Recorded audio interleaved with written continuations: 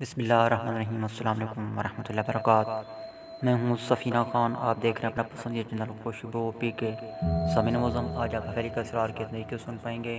चलें बिला तख़ीर आज के तरीके शुरू करते हैं। बात तो ठीक है, तब तो फिर चलो, खान ने कहा, लेकिन चलें कैसे? क्या मुझे एक बार फिर पैप के ज़रिए ऊपर पहुँचना होगा? फ़ारूक ने घबरा कर कहा। हाँ, क्योंकि इसके अलावा और कोई रास्ता नहीं है।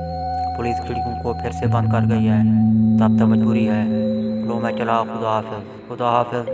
अब तुम्हें डरने की ज़रूरत नहीं, क्योंकि अब अंदर कोई हमलावर नहीं हो सकता। हाँ, यह इत्मीनान ज़रूर है, फ़ारूक ने कहा और पैप की तरफ चला। जल्द ही वो छत तक पहुंच गया। वे खिड़की की तरफ आ गए और उसके खुलने का इंतज़ार करने लगे। अचानक वो उछल पड़े। उन्होंने चीख की एक हल्की सी आवाज़ सुनी थी, और ये चीख फ़ारूक के अलावा किसी की नहीं थी। उनकी हैरत और खौफ का कोई ठिकाना न रहा, क्योंकि थोड़ी देर पहले पुलिस हवेली को सील कर चुकी थी। फिर भला अंदर कोई किस तरह मौजूद हो सकता था? लेकिन फ़ारूक भी बिला वजह तो चीख नहीं सकता था। अंकल, हमने गलत अंदाज़ा लगाया था। मैं पैप के ज़रिए ऊपर जा रहा हूँ। और मैं भी, फरजाना बेताबाना लहजे में बोली। अच्छा अच्छा, जल्दी करो, मुझे अभी बहुत घबराहट महसूस हो रही है। खान बोले, आप पैप के ज़रिए ऊपर आने की कोशिश न कीजिएगा, हम जल्द अज जल्द खिड़की को खोलने की कोशिश करेंगे। अच्छा हुआ, बोले। महमूद और फरजाना पैप की तरफ दौड़ पड़े।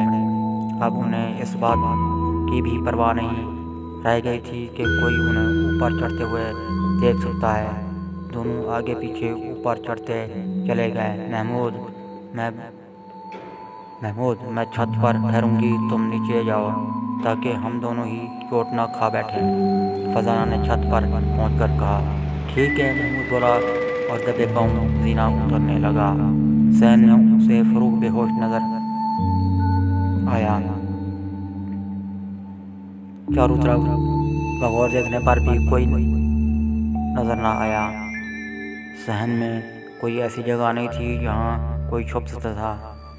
चुनाचे वो आगे बढ़ा और फ़ारूक पर झुक गया। फ़ारूक, तुम्हें क्या हुआ? बेहोश किस खुशी में हो गए?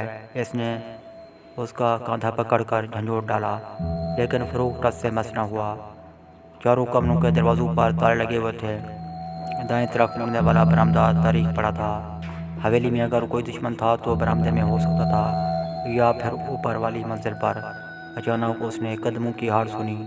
चौंक कर बरामदे की तरफ देखा तो ऊपर का सांस ऊपर और नीचे का नीचे रह गया। वही नकाबपोश उसके सामने खड़ा था और हाथ में पिस्तौल भी मौजूद था। खामोश रहो, उसने आवाज़ निकाले बगैर होंठ पर उंगली रखकर इशारा किया। फिर दबी आवाज़ में बोला, सामीन मौज़ूम, आज अपने नई किस्त समात फरमाई। कल इंशाअल्लाह फिर नई किस्त साथ हाजिर होगा। तब तक के लिए मुझे इजाज़त। अल्लाह हाफ़िज़। पाकिस्तान जिंदाबाद।